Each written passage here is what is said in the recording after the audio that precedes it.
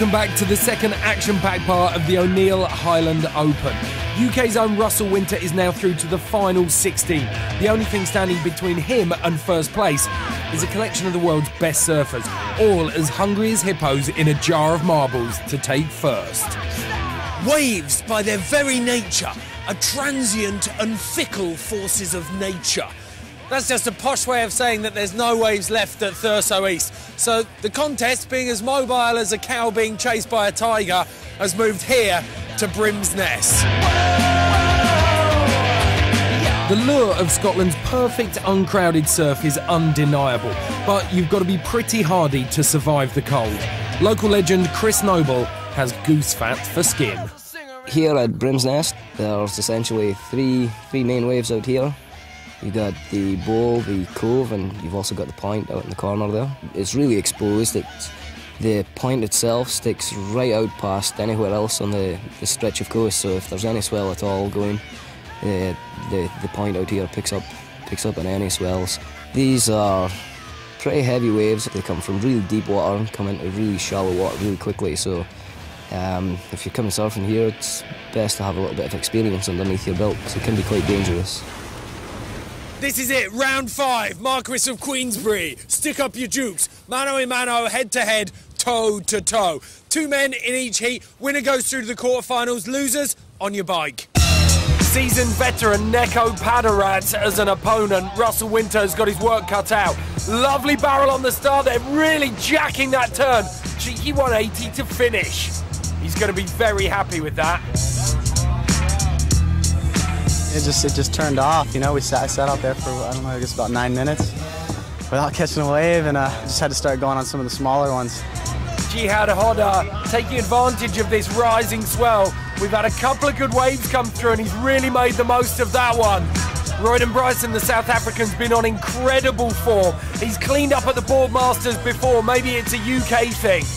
I just kind of was very patient and just selected my waves, and then got like 2 all right waves in the first 10 minutes, and then had priority and just kind of kept the priority until kind of a wave came across that was a little better than a 6, you know, and went on it, and fortunately like nothing came for Drew, so quarterfinals, stoked. Luke Monroe, the powerful Aussie, so smooth, looking very, very comfortable. Kieran Perrow pulling in. He is deep in that barrel. That is a really good point score. Having a look at the second one. Nice cut back. I was hunting the barrel out there. I wasn't even thinking about turns until after it come out of the barrel. So the only way you're going to get good scores is to get tubed. And I mean, it's going to be the same way tomorrow. So pretty stoked.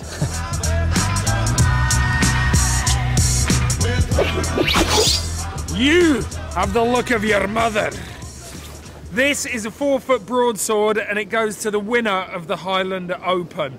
One man who could be taking this prize home is an Australian who's made his name on some of the gnarliest waves in the world. This is Kieran Perrow.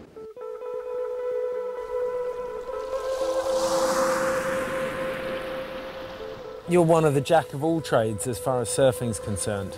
You've done pretty much everything from the big stuff to CT stuff, QS stuff, free surfing. Yeah, I guess you could say that for sure. I mean, I love surfing big waves, so that's part of my life that, you know, I guess you don't get that often in contests, so I have to try and find surf like that. I'm not really like in that league of chasing 50-foot stuff. I've never surfed probably anything bigger than 20 foot.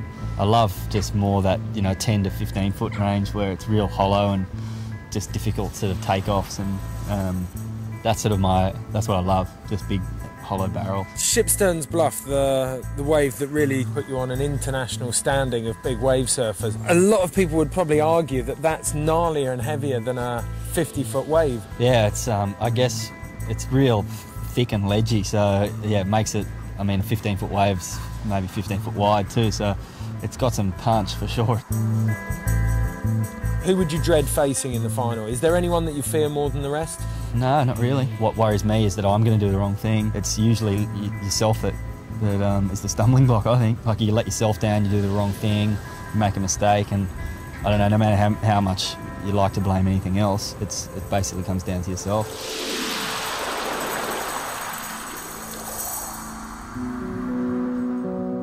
It is quarterfinals time. 4 heats, man on man. Jihad Hodder looking very comfortable. The swell's got up. There's a lot more power in the surfing. Looking for one last turn, very late, but he made that one count. Luke Monroe, the Australian, getting slotted a full 3-second barrel there. Oh, and he's back for more. A beautiful floater to finish. Ben Bourgeois, the American, has been blazing his way through to these quarterfinals. Very, very smooth. Look at the power in those turns. Looking very comfortable. Another big floater to finish. Bernardo Miranda just dragging that backhand, digging himself right into the back of that pit. Beautiful turn there. A lot of power coming out of Miranda's performance here. Milking that wave and just pulling through the back. Royden Bryson from South Africa, setting up one of the few goofy footers, really making the most of this right-hander. He's attacking it backhand, a second big snap there. Riding out into the flats. Now Aritz Aranbaru, deep in that wave, got to find a way out, made it under the curtain. Incredible by Aranbaru there, working the finish of this wave. And the bottom dropped out, so shallow. Russell Winter prepares to enter the fray in his quarterfinal against Kieran Perrow.